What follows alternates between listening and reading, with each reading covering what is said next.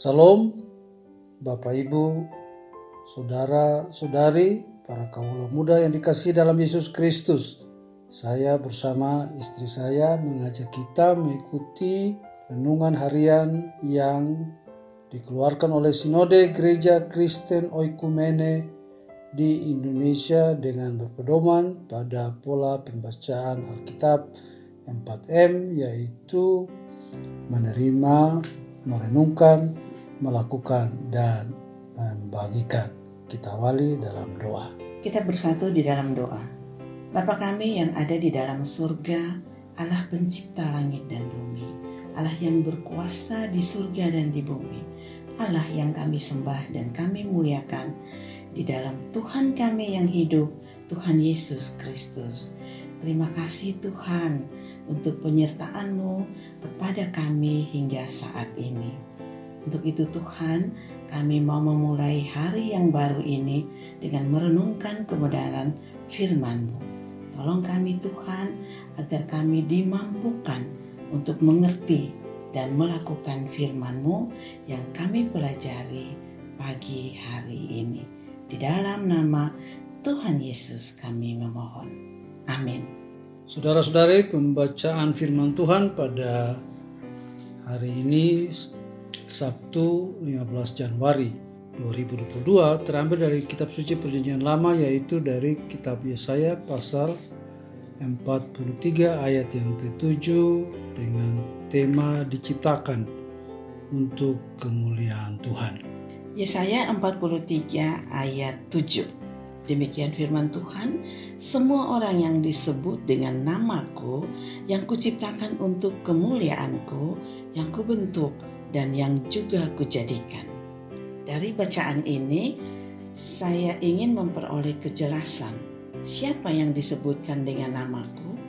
Yang disebutkan dengan namaku yaitu umat pilihan atau orang yang diciptakan oleh Allah, yang dipilih oleh Allah, yang bahkan ditebus oleh Allah dan diangkat menjadi anak-anak Allah Bapa.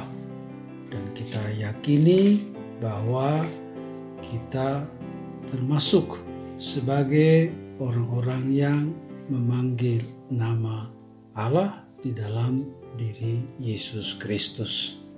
Oke, kemudian apa tujuan manusia diciptakan Allah?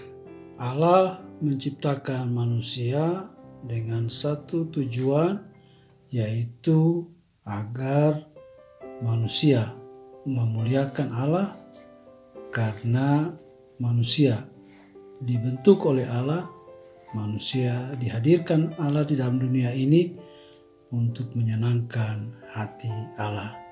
Lalu kalau demikian, mengapa kita harus memuliakan Tuhan? Ya, di dalam Mazmur 117 ayat 2 menyatakan, sebab kasih-Nya hebat atas kita dan kesetiaan Tuhan untuk selama-lamanya. Haleluya.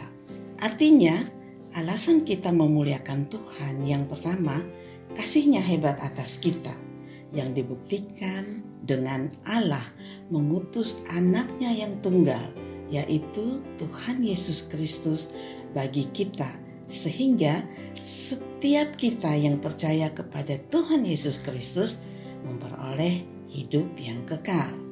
Yang kedua, karena kesetiaan Allah kepada kita untuk selama-lamanya, yang dibuktikan dengan walaupun kita kurang setia, bahkan tidak setia, namun Tuhan tetap setia memelihara hidup kita dalam segala situasi yang kita alami, dan Tuhan menjamin iman kita. Karena itu kita dengan melihat karya agung Tuhan ini, kita harus selalu mengucap syukur, memegahkan Dia, memuji akan kebesarannya, dan kita terus melakukan persekutuan dalam ibadah kita.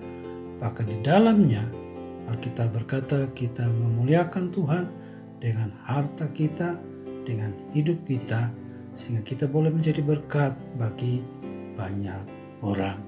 biarlah kita membagi firman Tuhan ini kepada sesama kita, kepada orang-orang yang belum memanggil nama Tuhan, agar mereka juga dapat memanggil nama Tuhan. Amin. Mari kita berdoa. Bapa di sorga, kami sudah merenungkan sabda-Mu. Kami percaya bahwa Tuhan mengasihi kami, karena Tuhan yang menciptakan kami dengan tujuan agar kami selalu memuliakan Tuhan. Tolong kami agar kami semua boleh terus ada di dalam kasih dan kesetiaan Tuhan. Kami hidup oleh karena anugerah Tuhan yang senantiasa nyata bagi setiap langkah kehidupan kami. Kami juga berdoa untuk acara pada hari ini dalam Natal Sinode GKO. Tuhan memberkati panitia pelaksana dari GKO Keroncong Permai dan juga pembicara Pendeta Beni Halim dari PGIW Banten. Biarlah semua yang kami lakukan adalah untuk memuliakan Tuhan.